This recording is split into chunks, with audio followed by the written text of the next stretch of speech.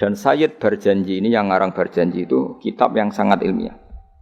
Makanya kata Mbah Mun, meskipun ada simtuduror, orang itu enggak boleh meninggalkan Barjanji karena kitab madaih yang mamlu'ah bil ilmi itu Barjanji. Tapi yang isyek itu simtuduror, ya. Tapi yang tua itu Barjanji. Makanya alhamdulillah kita mbuh piro kadar itu dibaca semua. Meskipun enggak paham semua, soalnya diwaca kabeh.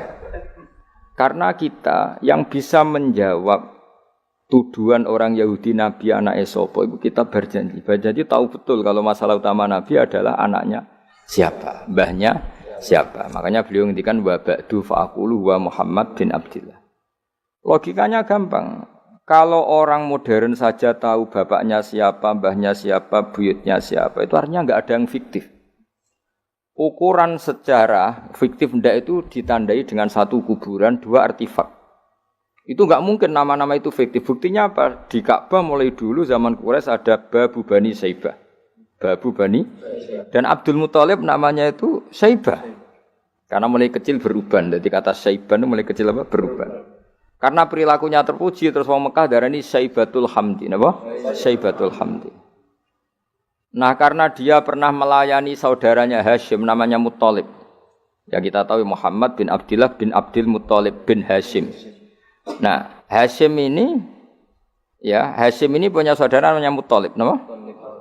Nah, Abdul Muthalib kecil itu pernah derek Muthalib pamannya, ya. Abdul Muthalib kecil, berarti Saibah ini apa? Pernah derek pamane sing bernama Muthalib. Muthalib wonge gaya, pas ditakoki wong, "Iku apa, budakku?" Nah, sehingga Saibah itu terus diceluk Abdul Muthalib. Ya rodok sial lah sini. Jadi pamane itu gaya, kan ganteng. Saibah ini ganteng. Kalau jalan-jalan sama pamannya, jenenge sinten? Muthalib. Niku diaku budake. Iki sapa? Abdi, iku budakku. Terus akhirnya jenenge Abdul Muthalib. Dadi wong Arab. Paham ya? Tapi namanya Saibah, napa? Saibat. Makanya wasmuhu Saibatul Hamd. Mane karo asa iskal, bae Nabi ono jenenge Kilab. Kilab maknane asura ngono le mikir jenenge iku Hakim. Ya namanya Hakim. Nah, dulu kalau orang berburu itu melibatkan anjing. Karena sering berburu melibatkan anjing disebut Kilab. Jadi maknane Kilab ya orang yang berburu dengan anjing. Ojo kok langsung mbok maknane Kilab, asu. Oh, kasus oh. Kasus. Makanya itu hebatnya Imam Barjanji. Beliau darani wasmuhu Hakim bin Murrah. Jenenge Kilab iku Hakim. Ya paham napa? Jenenge Kilab niku Hakim. Sebagian ulama darani Kilab itu isim sifat. Napa? Jadi kalabayak libu kalban itu anjing sendiri dinamai kalbun itu sebenarnya sudah isim sifat. Bukan alam murtajal ya, tapi alam mangkul ya. Alam apa mangkul? Kalau dalam ilmu nahwu itu alam mangkul. Jadi begini ya, tak terang nahwu ya. Alam itu ada dua, ada alam mangkul, ada alam murtajal. Tapi hampir semua alam itu mangkul sebetulnya. Ya, semua alam itu hampir semuanya itu mangkul. Mangkul itu satu nama yang diambil dari satu makna dalam kosakata, napa? Dalam kosakata. Misalnya Hamida, Yahmadu, Hamdan, napa? Hamida, Yahmidu, Hamdan atau Yahmadu, Hamdan. Hamdan maknanya pujian, apa? Kemudian Nabi karena orangnya sifatnya terpuji disebut Muhammad, orang yang dipuji. Sehingga nama ini potensi rubah-rubah. Di Taurat itu Nabi enggak disebut Muhammad, disebut Ahmad. Di Injil juga disebut Ahmad. Itu tidak masalah karena Hamida Yahmadu ya. Saya ulang lagi Hamida Yahmadu. Berarti kalau ingsun Ahmadu, saya muji. Karena Nabi itu orang yang sering muji Allah, menamakan dirinya Ana Ahmadu. Saya ini pemuja Allah. Berarti ana uta ingsun niku Ahmadu muji sapa ingsun Allah ing Allah. Sehingga ketika Nabi misalnya di Injil disebut Farqalit, Munahama, enggak masalah. Selama ini klaimnya orang Yahudi dan Taurat, di Injil Taurat itu enggak ada kata Muhammad. Ya tentu enggak ada karena Injil Taurat itu bahasa Ibrani, no? Di situ disebut Munahama, kadang disebut Farqalit, tapi maknanya Mahmud atau Muhammad, orang yang dipuji. Paham ya? Makanya hampir semua alam itu mangkul, napa? Mangkul. Nah, pentingnya mangkul itu apa? Kalau suatu saat sejarah itu tidak sama, itu enggak masalah. Karena hakikatnya alam itu rata-rata mangkul. Saya beri sekian contoh ya, semuanya. Misalnya dulu Madinah itu Yasrib, napa? Yasrib. Karena ketika orang Ansor merelakan semua hartanya untuk Nabi, saya berkali-kali cerita, Kanjeng Nabi niku datang ke Yasrib, niku migrasinya angkatannya hampir 500 sahabat beserta keluarga.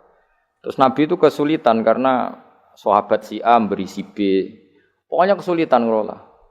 Karena kesulitan ngelola, terus orang-orang Yasrib bilang, "Ya Rasulullah, hadhihi madinatuka taf'alu fiha ma tasa." Sudah engkau tidak perlu pamit per personal. Misalnya Nabi mau titip Abdurrahman bin Auf dititip si A, yang Abu Bakar dititipkan si B, yang Umar dititipkan si C. Kan kesulitan Nabi. Karena Nabi harus mikir yang punya tanah siapa, harus pamit kepada siapa, karena semuanya pendatang. Karena Nabi kesulitan itu, terus orang-orang Yasrib bilang, "Ya Rasulullah, hadhihi madinatuka taf'alu fiha matasa." Sudah ya Rasulullah, ini kotamu, kita semua tidak ikut punya Yasrib, semua ini milikmu. Maka terserah engkau. Semenjak itu Nabi terus longgar karena diikrarkan miliknya. Semenjak itu terus Nabi memaklumatkan secara umum siapa saja boleh menempati di Madinah sesuai kadar hajat masing. Nah, semenjak itu diarani Madinatu Rasulullah sallallahu alaihi wasallam. Jadi hampir semua kota itu pasti mangkul.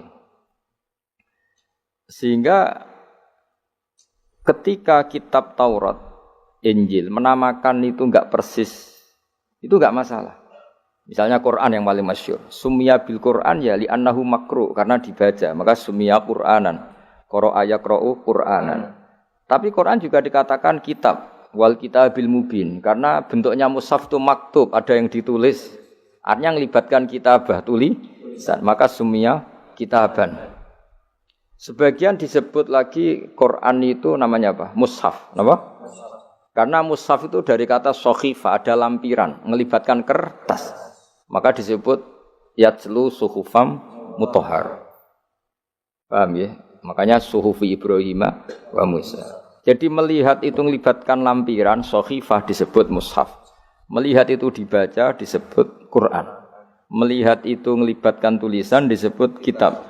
Melihat konsepnya adalah al-fariq bainal haqqi wa bainal batil disebut furqan, pemisah. Melihat fungsinya cahaya disebut nur. Melihat fungsinya Quran menghidupkan jiwa-jiwa yang mati disebut ruh. Wa kadzalika auhayna ilaika ruham min amrina. Sehingga berdipastikan sebenarnya semua nama itu rata-rata itu mangkul, apa? Mangkul. Makanya Nabi sering ngendikan, saya ini punya sekian nama. Itu beliau menyebut ana Muhammad, wa ana Ahmad. Termasuk beliau menyebut wa anal mahi. Saya ini pelebur, penghilang. Yamhu bi al-kufra, dengan saya kekafiran menjadi hilang. Wa anal aqib, saya ini penutup karena saya adalah penutup para nabi.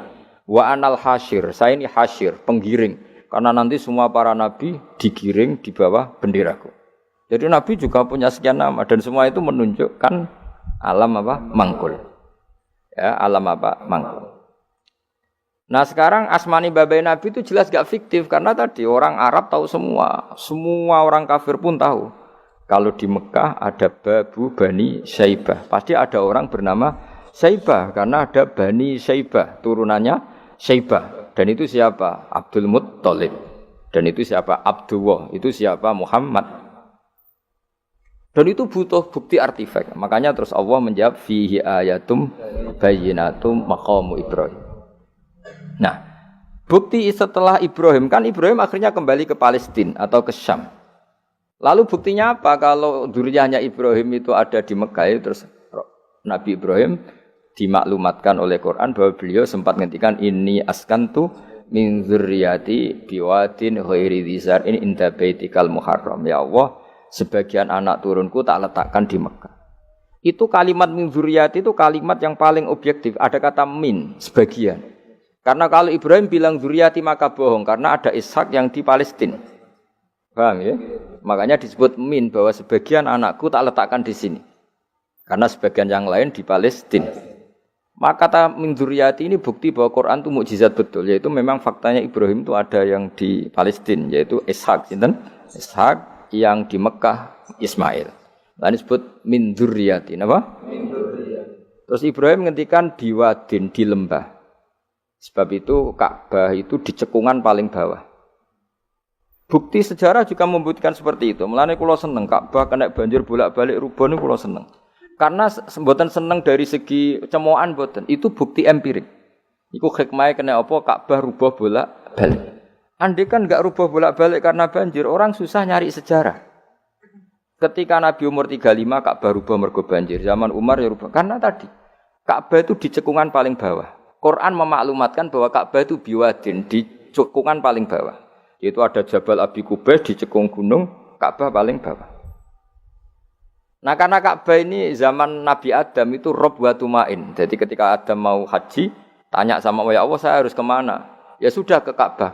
Titenani sebuti Gusti ada rob wa tumain, ada roh wa tumain.